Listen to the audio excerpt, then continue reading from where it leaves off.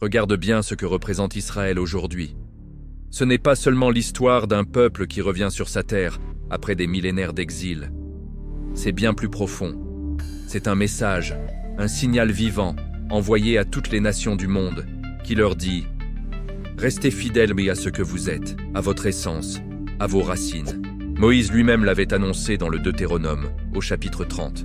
Il disait « Car ce commandement que je te prescris au jour, oui, Nan, est pas trop difficile pour toi, il n'est pas au ciel. » Ce commandement, cette identité, cette vérité, elle n'est pas à chercher dans les étoiles ou dans un livre étranger.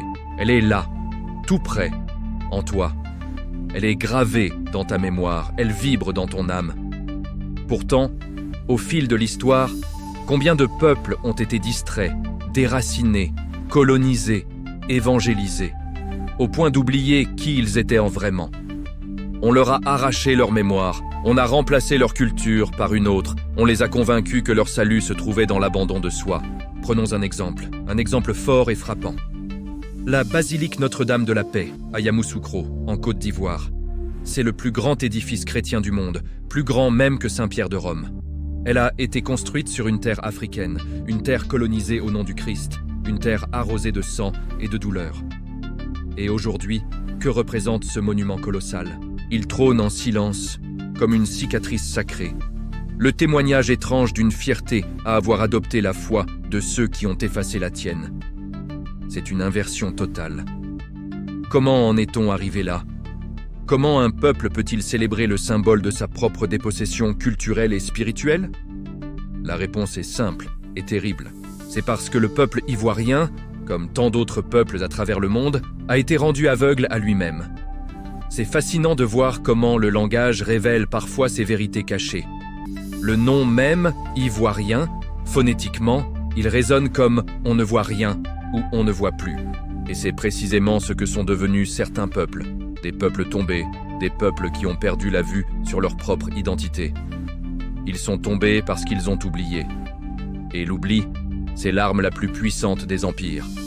L'amnésie collective est la condition de la servitude. Jésus lui-même, dans l'évangile de Matthieu, mettait en garde contre ce phénomène.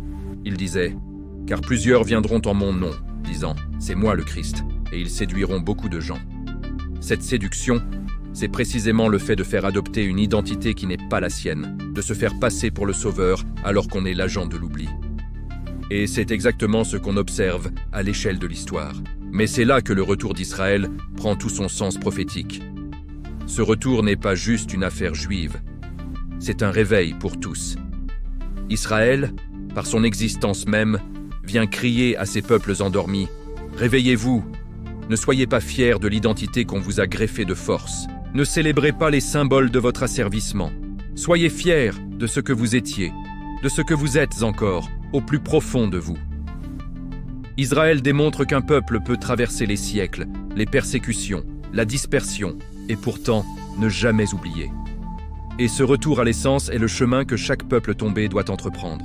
Le jour où les peuples d'Afrique, d'Amérique, d'Asie comprendront cela, le jour où ils feront leur propre retour vers leur source, vers leur mémoire, comme Israël l'a fait alors, et alors seulement, la délivrance cessera d'être locale pour devenir mondiale. Alors, la fin des temps, si souvent évoquée, prendra enfin tout son sens.